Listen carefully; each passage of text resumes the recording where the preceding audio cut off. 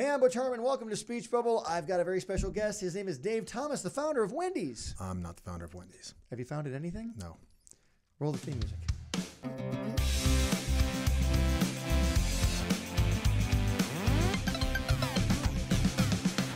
Keep going. This is sounding less and less like me every time you say something. But seriously, those of you who don't know, Dave Thomas is one of my. He's a very good friend of mine from a long. Who I haven't seen in 6 years, but very good friend of mine. Best of friends. I know. He said we're the best of friends. No, but we were the best of friends for the longest time. Yeah. Dave worked with me on Fairly OddParents for 10 years. 10 years, yeah. 10 years. Like, when did you start on Fairly OddParents? It was in February of 2002.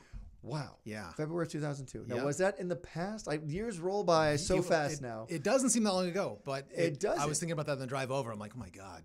You drove here? Yeah. So, well, that's awesome. I have my driver's license You have a now. car and everything? Yes, Oh they my trust gosh. me. And you have a beard and everything? Yeah. Look at that. You've Yeah. grown up, That's Dave. my dad beard. Oh my gosh. When you started with me, it was 2002. How old were you back when you started with me?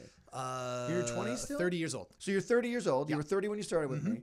And now you came in. I remember I had met you through a guy named Gary Conrad. That's right, yeah. And you still talk to Gary Conrad still? Sure, I see him every day. Oh, he's at Disney now with you. Yep, he's just because you're at Disney now. Yeah. We're gonna get to the Disney stuff because I'm so excited because a lot of the fans here on Speech Bubble Sure. actually tune in to listen about animation stories. That's Can you believe amazing. this? That's Dave? amazing. People want to hear this junk. Thank you so much. I know exactly. But Dave, in all honesty, Dave is one of the best artists I've ever worked with, and one of the best writers I've ever worked with, and one of the nicest guys. One of the gosh darn nicest guys I've ever worked with. I met you before you had children. It's true. Were you married when I met you? No, I was not. You weren't married. No. And I was trying to marry you for the longest time, and you kept blowing me off. And then you married this beautiful woman named Kirsten. Yeah, your wife didn't like that idea. She was really upset about Yeah. it. I can't understand. Anyway, well, that's a whole nother podcast, Dave. Hey, but so you started. Now, I met you through Gary, and Gary introduced me to you through a cartoon called Puccini. Right, yeah. Now, can you want to talk about that for just the briefest amount of time? Sure, that was a training film I made up at WildBrain. So, is WildBrain still around? I'm not sure. I think they're not in San Francisco anymore. They came down here, and I think they might have closed shop. But at the time, there was like 8 guys in San Francisco in a warehouse, they had seen. And you single-handedly brought them down. That is true. 100% responsible. Congratulations. Yes, it drove them into the ground. And so, kidding. So I was like employee number 8. They had seen a short film I had made that was in the Spike and Mike Festival of Animation. Right, Do you remember that? Right. So I it was like a fake Ren and Stimpy type commercial. And so Phil Robinson, one of the founders, called me up and said, "Hey, how'd you like to do commercials for real?" So I'm like, "Hey, that sounds great." And then like 2 weeks later, I'm on a plane flying to Microsoft to direct stuff for them. It was amazing. How exciting was that? Unbelievable. As a young cartoonist artist guy. Right. Yeah, I go from like eating top ramen. You know, when you're a starving artist out of school, you have no money. Yeah. And now they're like, here's your first class ticket to Redmond. Bill Gates will be waiting for you in the conference room. It's just like, oh, Jesus. So anyway, that studio wrap. And you're on the plane. They're like, "Would you like something to eat? Do you have any top ramen on the plane?" You're like stuffing my pockets full of all the peanuts. Save all the ramen. I never know when this is going to go. We're titling this "Save the Top Ramen." Kids. Right. Yeah. Keep going. So anyway, you get up there to WildBrain. Right. And then the studio starts expanding. They start getting more and more commercials, and the studio gets really big. And basically, they want to make all the animators and all the assistant animators into animators, all the animators into directors, and so they asked me to write a short film, hire a crew, and then basically train all the assistants. And you're like what? In your mid-20s? Yeah, right out of school. Write a short film, hire a crew. Yeah.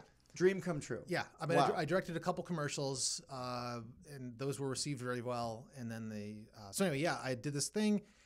They didn't tell me about it, but then they like started shopping it around as like a pilot for a series. So you did a full color film, the film that I saw. Yeah. Now, how long was it? Like 2-3 minutes long? 7 minutes long. Yeah. Okay, it was a dog and a cat. Yeah. Right, and basically it was a great pantomime film with no dialogue. Right, it was just a dog with a bone, and the cat's trying to get the bone or something. Yep, like that. That's right. Super funny. And somehow they sold it as a series, and where did it get sold as a series? To a company called EMTV, which well, they're huge now. Yeah, they're gigantic. Everyone's talking about that. Yeah, they went out of business. They're eating top ramen right now. Yes, they sure are. So like they were like one of the first internet like bubbles that burst. They like got all this. There was a German company. They got all this capital, and they're like, "Hey, we got a great idea. We're gonna buy the Muppets for $100 million." Something outrageous, right? Oh, and so God. The Henson estate was but kind of Disney bought the Muppets. Hang on a second. Oh, okay. Sorry, I'm jumping ahead. That is true. So the Henson company sells the rights to the Muppets to EMTV for some outrageous, like hundreds of millions of dollars. EMTV goes bankrupt because they bought the Muppets for hundreds of millions of dollars. Henson buys it back for like $4 million and then sells it again to Disney for another huge sum of money. So you're basically saying if I want to make some money, I go marry Jim Henson's daughter right now, or she's probably loaded. Right. Okay, got it. Oh my gosh, that's amazing. Yeah. Gosh, how do you raise hundreds of millions of dollars to buy the Muppets? How do people do that? I have no idea. People on Speech Bubble want to know that, Dave. How do we do this? If I had that information, Butch, I would. Oh my God, I'd be on a private. So you start now. This is amazing because I always tell people on this show, and they want to know. People. I know you get inundated with this as well. People want to be animators. They want to be cartoonists. They want to be writers. They want to be in the industry. Yeah. And for a kid like you, you're not a kid anymore like that, but a 25-year-old kid to get his own film, a crew. I mean, how does that happen? It's a lot of hard work, isn't it? Well, my mom would say, I think she's quoting Eleanor Roosevelt. Somebody said it was, let's just say my mom. Right. My mom said. Your mom was Eleanor Roosevelt? She was Eleanor Roosevelt. No, exactly. No, we're not doing that. That's not what happened.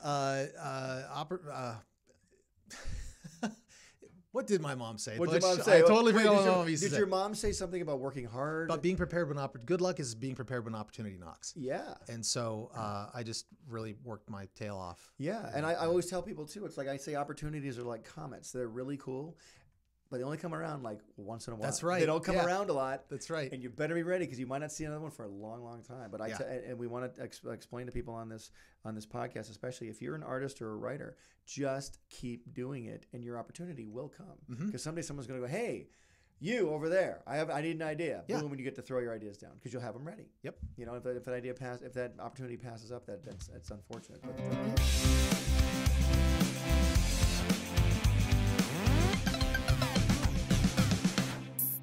Speech